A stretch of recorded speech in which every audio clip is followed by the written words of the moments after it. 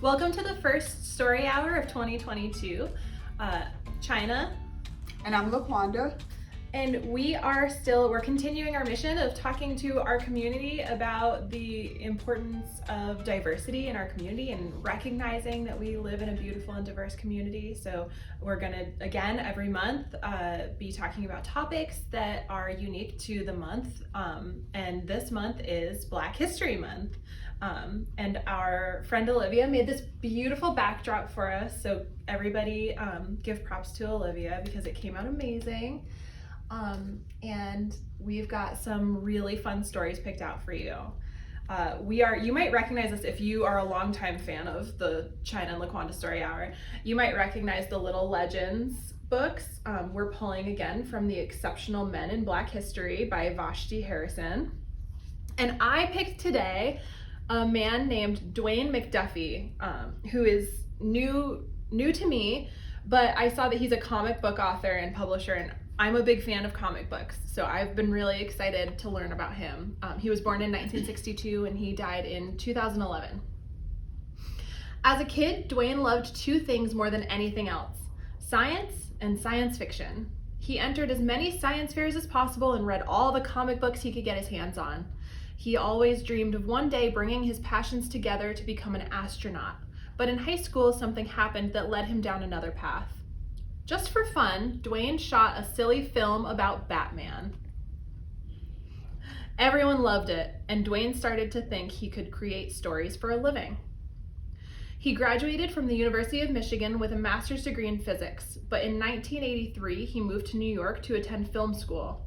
One day a friend told him about a job at Marvel Comics working on superhero trading cards.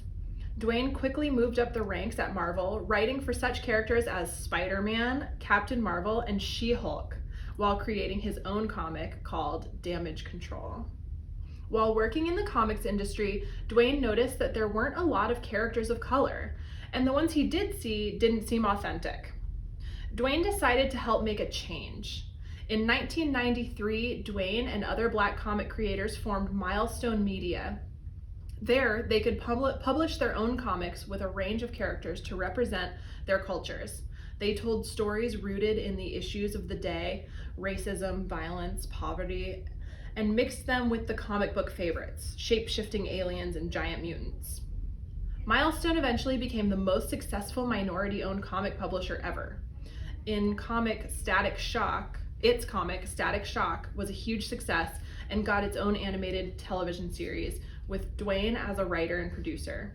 He was so good that he was invited to write for other animated shows such as Justice League Unlimited and Teen Titans. Dwayne never forgot his roots though, and returned to comics to write for the Justice League and Fantastic Four. Dwayne was a true champion for more inclusive comic book landscape, and through it all, he entertained and enlightened audiences with fantasy and humor. I loved that. Yes. I want to go check out Milestone Media now and see their comics. Yeah, that would be really cool. Maybe I'll bring some to Yeah, the next. maybe we need to. That would be fun. Yeah, absolutely. So our next story is Black is a Rainbow Color, and it's written by Angela Joy. I do not want to butcher this artist, illustrated. Oh yeah. I do not want to butcher her name, so I'm just going to say Miss Holmes.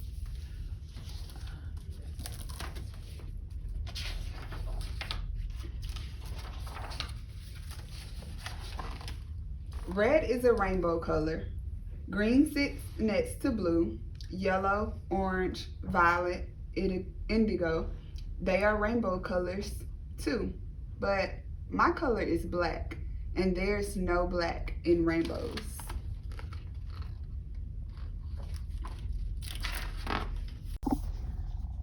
Ready? All right, so our next story is Black is a Rainbow Color, written by Angela Joy and illustrated by Eku Holmes, maybe? And fun fact about this book, the artist that illustrated this, all these are in the illustration, all the big, like you can find like big a bigger portion of like this artwork in the museum, the Boston Museum of Art. Oh, cool. So yeah, she has like her own station there. So if you guys want to go see that. And this is the illustrator, right? Mhm. Okay.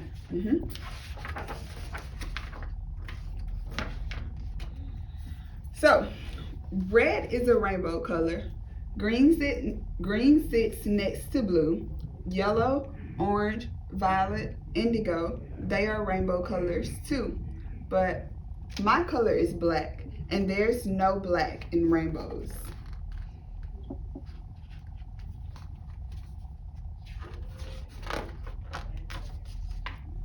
Black is a crayon tangled in a box. Black is a feather on white winter snow. Black is the dirt where sunflowers grow. My color is black.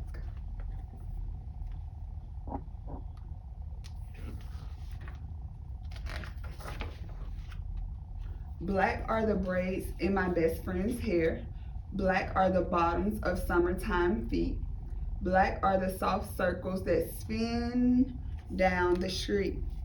My color is black.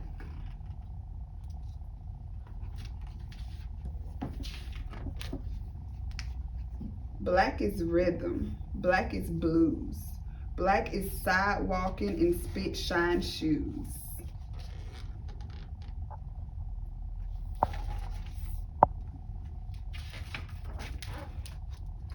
Black is the robe of Thurgood's back. Black are the trains on the railroad tracks. Black are the eyes on salted peas. Black are the shadows of the old magnolia trees.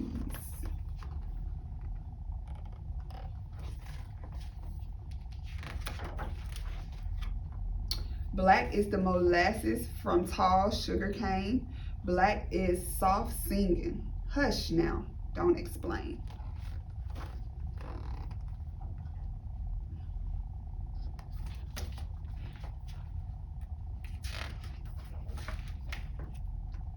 Black is the skillet for bread to fry. Black are the dreams and raisins left out in the sun to die.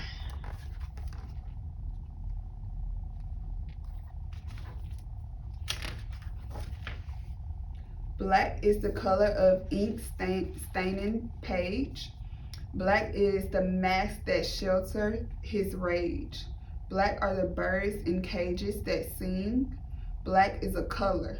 Black is a culture.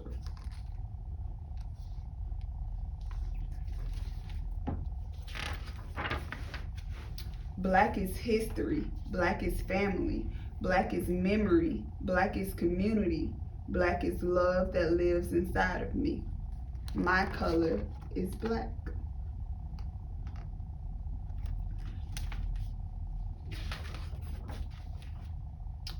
Black are the stones bearing witness to prayer. Black is the faith in freedom not seen.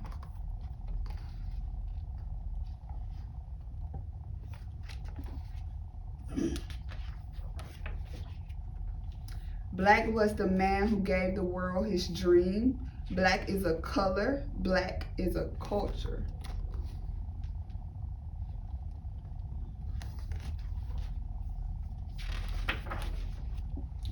Black is the heart of a candle and flame. Black is the power of a movement in pain.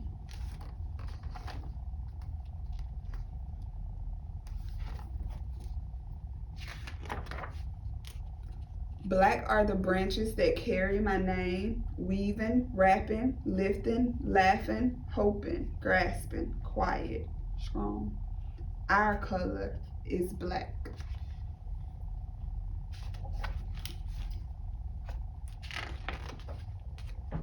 So you see, there's no black in rainbows, no black in green or blue. But in my box of crayon, black is a rainbow too.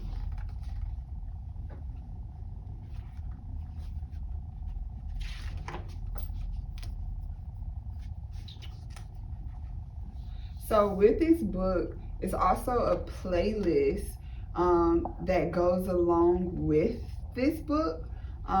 So if you guys have some time to check it out, it'll be a link to this book, and you can see that playlist that goes along with it. And if you guys ever have time to check out the illustrator of this book, she has a really nice collection, and she's illustrated many other books as well. That was really beautiful. Yes, I love this book. And when I first read it, I was like, I saw this book last year, and I was saving. I was like, we're reading this during story hour next year. So I was super excited about that book. I mean, beautiful. Like, it was beautifully illustrated, but it was also beautifully written. Like, it was. Oh my That's a gosh, great book. yeah. The illustration. I mean, I love that they covered both pages too, and they're big. Yeah. Absolutely. And I love the references to some of them, but even like the small things in Black culture of like, if you ever in church or go to a predominantly Black church, and they mention the whispering, like soft singing, and you may hear someone in the background and like, hush child, like, but it's more so of like telling them to like, keep singing because they're enjoying it. But I thought that was really cool about this book, and just kind of taking it back to it, like, it's not just a color, but it's also a culture, and I thought that was really cool. Yeah, that was awesome. That was awesome. I hope you guys enjoyed that. All right, so am I going with the next, we are going back to Little Dreamers. This is also a fan favorite, and maybe I should have bookmarked my page. That's all right. Now We're all having fun, hanging I out. need to find it. All right. So yes, we are going back to Little Dreamers, Visionary Women Around the World, by Vashti Harris. Like China mentioned earlier, this is one of the books that starred in our series last year for Black History Month. But this time we are going to read about Toni Morrison. She was born 1931, and she died in 2019. She's a writer. Toni grew up among storytellers. Her parents and grandparents shared folk tales and ghost stories and sang songs every evening. Toni always begged to hear her favorites, and when she knew the endings, she made up new ones. This kind of family storytelling is part of a long tradition in African American culture. It helped instill a great sense of pride in her heritage and was a huge influence on Toni's writing. Among Toni's favorite authors were Jane Austen and Leo Tolstoy. I probably pronounced that wrong. Nope. In the work of the Russian master of Tolstoy, she found encouragement to write about her own community and experiences. His stories focus on his culture, and she was reading it. So why wouldn't others read about hers? For a while, Toni dedicated her life to other people's writings. As a college professor and as an editor for the publisher Random House, where she championed writers of colors. At 39, she published her first novel, The Bluest Eye, the story of a Black girl who feels ugly and unimportant and believes her life would be better if she had blue eyes. Toni used her stories to address the realities of the African American experience in her debut called out issues of identity and problematic beauty standards. She went on to write 10 more novels, whether set in the past or present. Toni's stories reflect the histories of America, often with magic, myth, and fantasy woven in. Her fifth novel, Beloved, earned Toni the highest literacy award in America, the Pulitzer Prize in Fiction. In 1993, she received the Nobel Prize in Literature for her body of work, becoming the first Black woman in the world to win it. Beyond the awards and accolades, her lasting impact will be the countless readers and writers she inspired, whether it's through her teaching, editing, or writing. Toni's love for storytelling has changed American literature forever. Thank you, Toni. Yes, thank you. Toni. That was a good choice. Yeah, she's one of my favorites. She was in an interview one time, and she was talking. I can't remember the interviewer's name, but she was talking to her, and she asked her like, why did she not have any?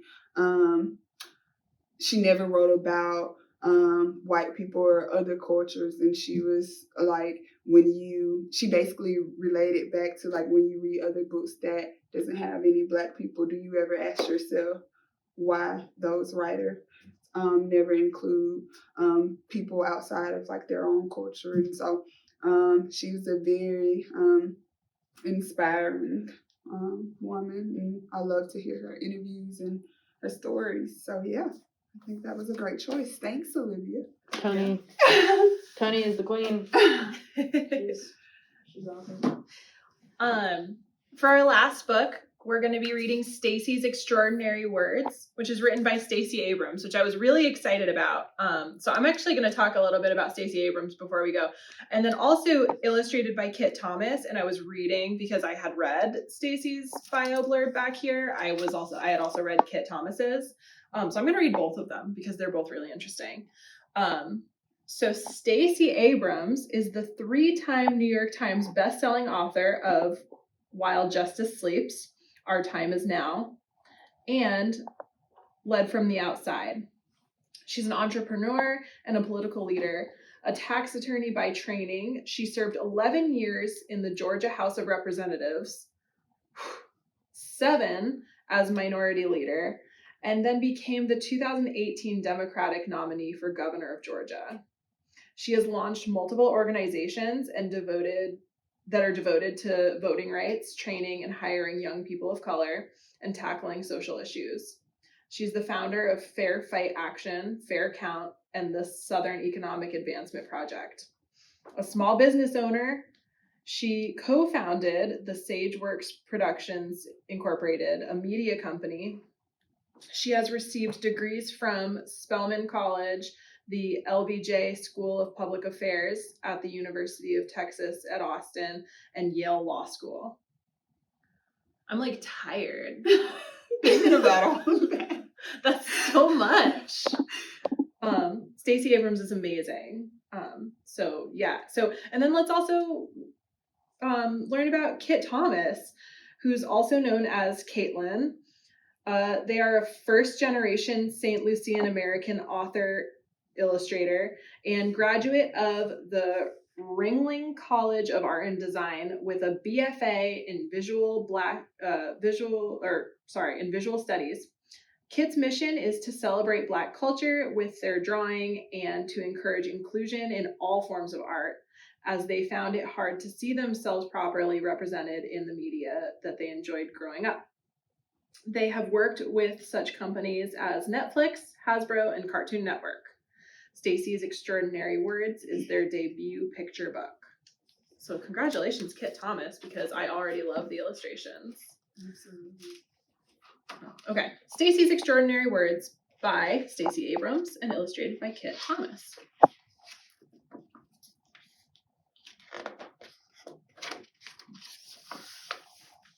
Stacey loved words. She loved to read and write and say them.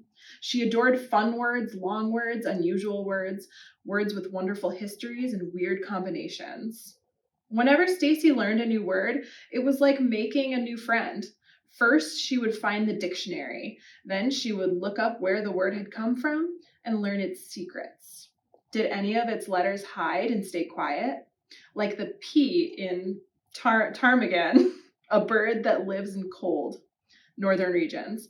Or were they strong, like the I in bright? Next, she wrote the word in her special notebook of extraordinary words. She practiced how to arrange the letters just right, how to sound them out. That's because she loved spelling interesting words most of all. This has onomatopoeia. With her favorite words, she would try to remember their quirks, what made them special. When she saw a super long word like onomatopoeia, a funny word to describe the sounds of other words like pop, she had to jump and sway. Words like duckling made her grin. Persnickety tickled her tongue. Sometimes Stacy thought that words understood her better than people did. When she sat by herself during recess, they never teased her about being quiet or being clumsy when she fell or awkward when the joke in her head came out wrong. When she read books under the covers, words never told her to go to sleep. Words understood why she was grumpy or anxious. In fact, words helped her explain what she was feeling, if only to herself. I haven't been showing you. Those are beautiful drawings. One day, Stacy's teacher, Mrs. Blakesley, asked her to wait after class. She squirmed in her seat because she was afraid. Petrified. Another way to say really, really afraid. Usually, the teacher only kept a student after class because of a blunder, a mistake. Mrs. Blakesley called Stacy to her desk, and she returned her spelling test. A big red 100 sat at the top of the page. The teacher asked her, "Do you know what a spelling bee is?" "A really smart insect?" Stacy joked. The teacher smiled. "A spelling bee is a contest where students compete to spell as many words correctly as they can. I would like for you to participate." Stacy couldn't believe it. "Who else will be there?" "I am nominating you and Jake. The spelling bee is next week." Stacy's excitement suddenly evaporated. Jake was not her friend. He was a bully who knew words too. Just yesterday, he had used a complicated word that made Suki cry. Last week, she heard him say something cruel to Zivko about his accent. Stacy thought it was stupendous that Zivko knew words in 2 different languages. Stacy knew as many words as Jake did. She wanted to say something when he said mean things to her friends, but she was intimidated, scared. Because sometimes he said hurtful things to her too. She wished she had used her clever words to help Suki or Zivko or herself by speaking up. Perhaps at this spelling bee, she would be braver. At the spelling bee, she would not be silent. Oh boy. All week long, Stacy studied her spelling words from school and the ones she kept in her notebook.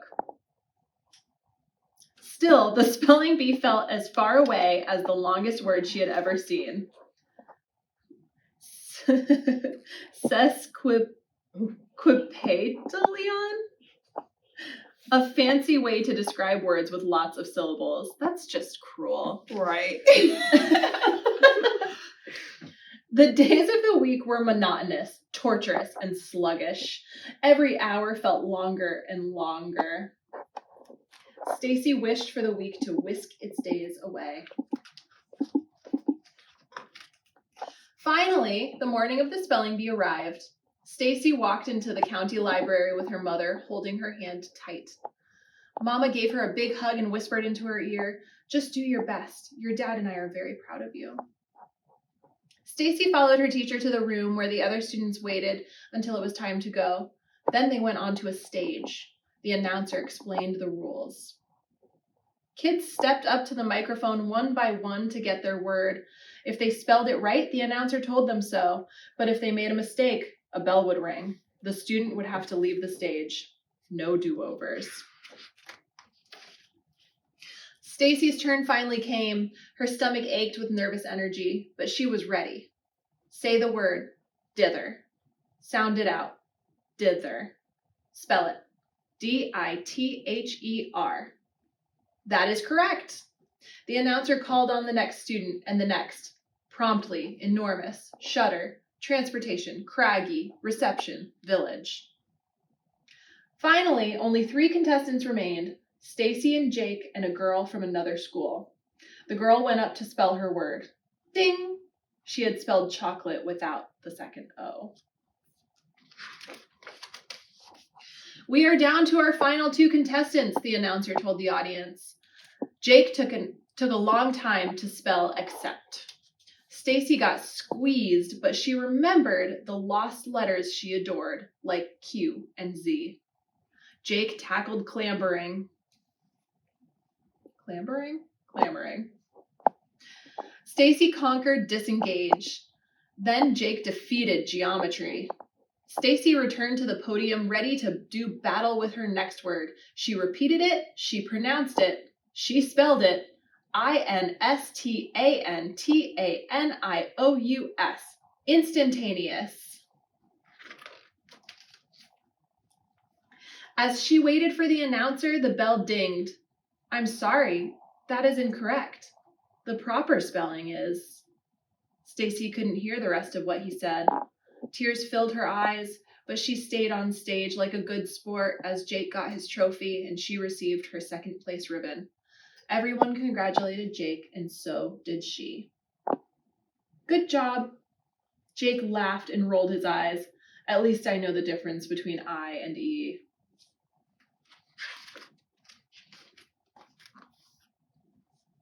Stacy felt embarrassed, but she refused to let Jake make her cry.